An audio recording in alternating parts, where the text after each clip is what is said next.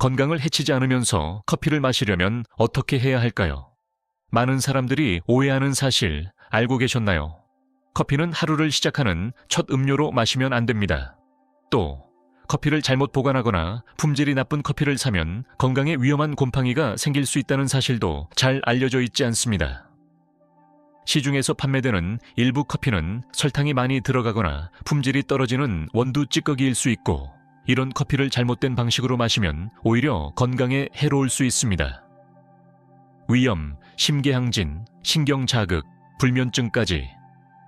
오늘 이 시간에는 커피가 건강을 해치는 5가지 흔한 실수에 대해 알려드리겠습니다. 먼저 분명히 말씀드립니다. 커피 자체가 건강에 나쁜 음료라는 말이 아닙니다.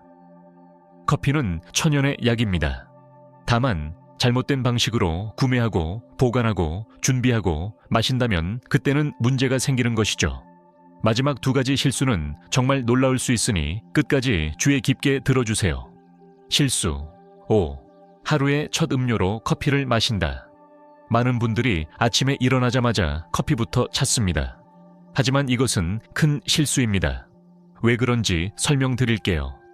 보통 사람은 오전 6시에서 8시 사이에 일어납니다.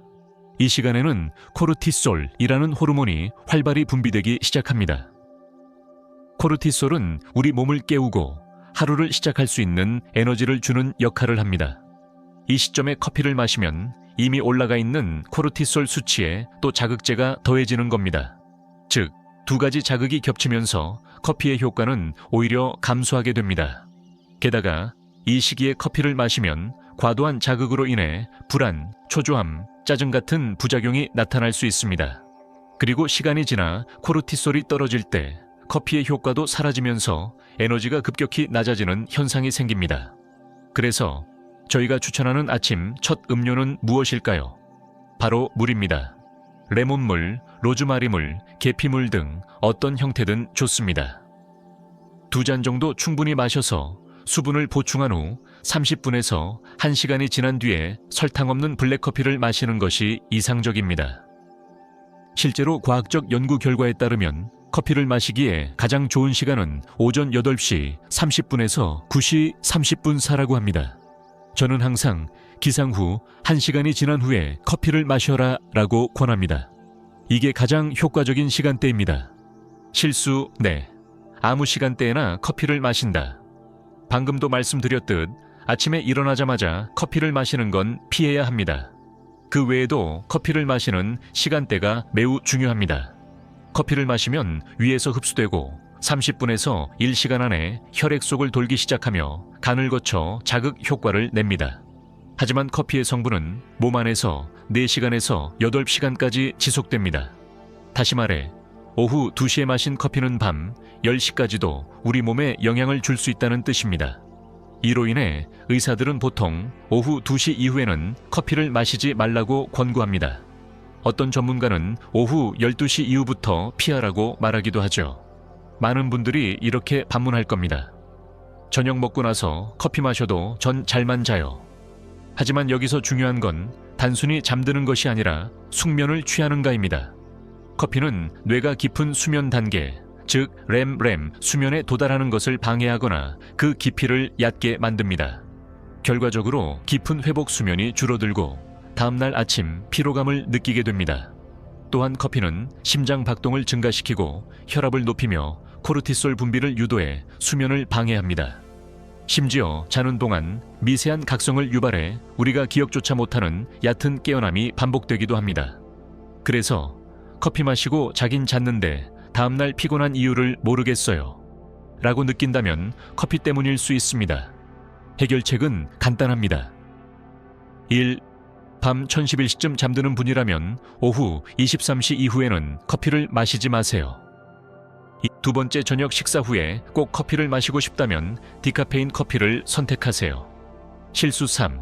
커피는 천연약이라는 사실을 모른다. 우리 채널을 오래 시청해 오신 분들은 커피가 폴리페놀, 항산화 물질, 비타민, 마그네슘, 다양한 미네랄, 그리고 카페인을 포함하고 있다는 사실을 알고 계실 겁니다.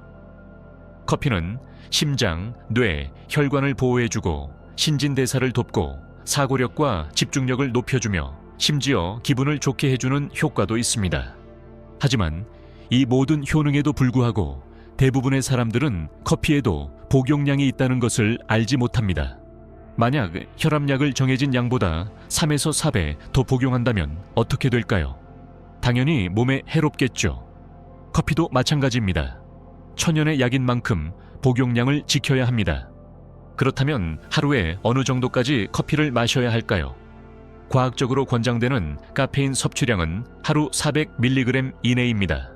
이는 보통 커피 25잔에 해당합니다.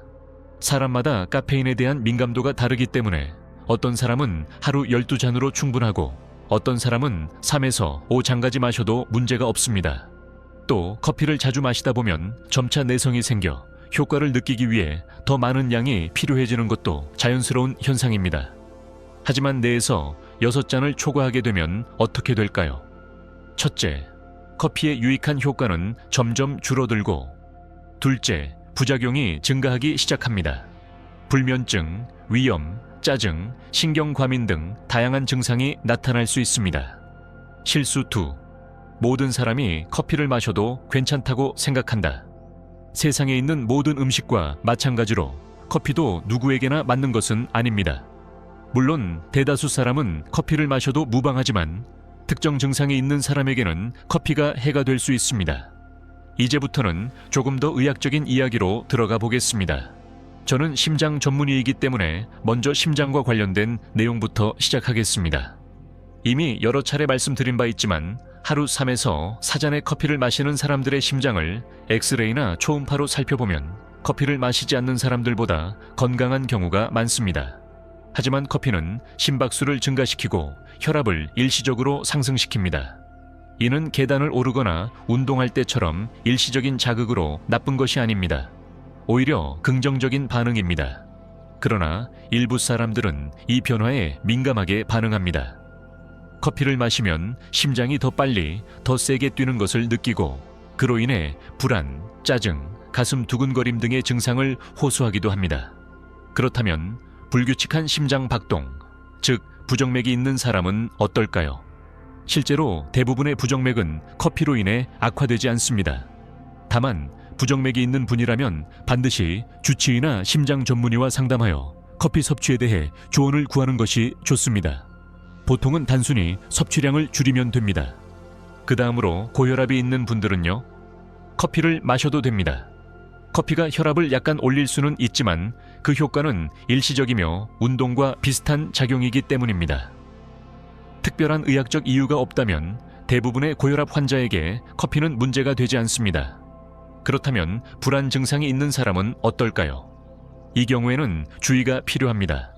커피는 중추신경계를 자극하기 때문에 불안을 악화시킬 수 있습니다. 이미 스트레스나 불안이 심한 분이라면 카페인이 이러한 증상을 더 심화시킬 수 있습니다.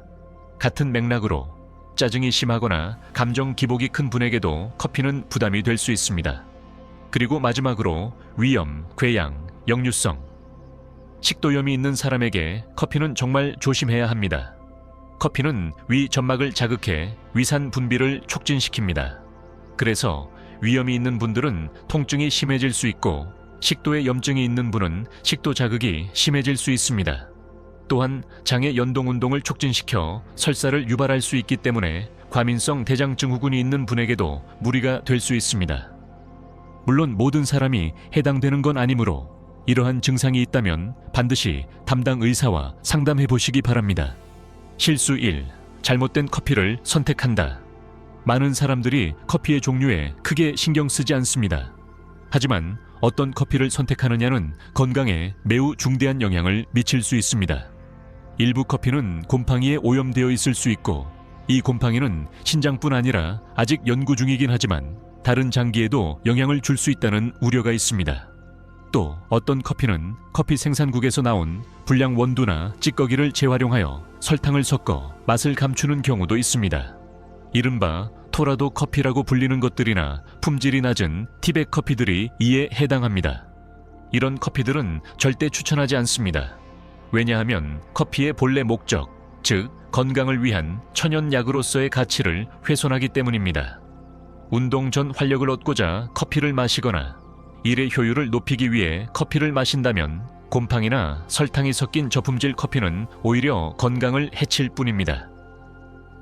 그런 커피에 어떻게 곰팡이가 생기죠? 그런데 왜 그런 커피가 시중에 유통될 수 있는 거죠? 이런 질문을 하실 수도 있습니다. 사실 곰팡이는 수확 과정, 포장 불량, 보관 상태 불량 등 여러 단계에서 발생할 수 있습니다.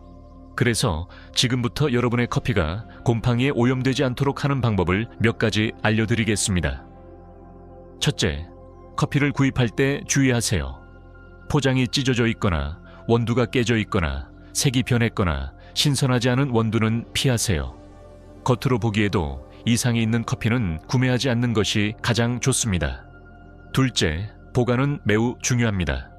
많은 분들이 커피를 냉장고에 보관하는데 사실 냉장고는 습기가 있어 커피에 좋지 않습니다. 커피는 서늘하고 건조하며 직사광선을 피할 수 있는 장소에 보관해야 합니다. 무엇보다 공기와 습기에 오래 노출되지 않도록 하고 개봉 후에는 빠르게 소비하는 것이 좋습니다. 특히 온도가 높은 환경에서는 곰팡이가 더 쉽게 번식할 수 있으므로 더욱 주의가 필요합니다. 셋째, 신뢰할 수 있는 판매처에서 인증받은 커피를 구입하세요. 품질이 검증된 커피, 믿을 수 있는 브랜드의 제품을 선택하는 것이 내 몸을 보호하는 첫걸음입니다. 커피는 몸에 이로운 자연의 선물입니다. 오염되거나 품질이 낮은 제품은 그 가치를 훼손할 뿐입니다. 마지막으로 최고의 커피를 준비하는 방법을 알려드릴게요. 커피를 추출할 때 물의 온도는 약 85도에서 94도에서 95도 사이가 가장 좋습니다. 물이 막 끓기 시작하기 전 바닥에서 기포가 올라오기 시작할 때가 약 85도 전후입니다. 이 타이밍에 커피를 추출하면 맛과 향이 가장 잘 살아납니다. 프렌치 프레스를 사용할 경우에는 굵게 분쇄한 원두를 사용하고 에스프레소 머신을 사용할 경우에는 가늘게 분쇄된 원두를 사용하는 것이 좋습니다. 가능하다면 원두를 통째로 구입해서 마시기 직전에 갈아 사용하는 것이 가장 이상적입니다. 그리고 제품 라벨을 꼭 확인하세요. 설탕이나 이상한 첨가물이 들어간 제품은 피해야 합니다. 토라도는 피하고 토스타도 라고 표시된 진짜 로스팅 커피를 선택하세요. 절대 꿀, 설탕, 기타 감미료를 넣지 마세요. 건강한 단맛을 원한다면 소량의 커큐민, 강황, 몽크 프루트, 100% 순수, 스테비아 같은 자연 감미료를 고려해 볼 수 있습니다. 그러나 가장 이상적인 섭취법은 아무것도 넣지 않은 블랙 커피입니다. 마지막으로 한 가지 더. 공복에 커피를 마시면 위에 자극을 줄 수 있습니다. 따라서 가능하면 아침 식사 후에 마시거나 혹은 운동 전 45분부터 1시간 정도 전에 마시는 것이 좋습니다. 운동 효과를 높이고 집중력과 에너지를 끌어올릴 수 있습니다. 오늘 이 이야기가 여러분께 도움이 되었기를 바랍니다. 건강한 커피 습관으로 매일을 더 활기차게 보내시길 바랍니다. 감사합니다.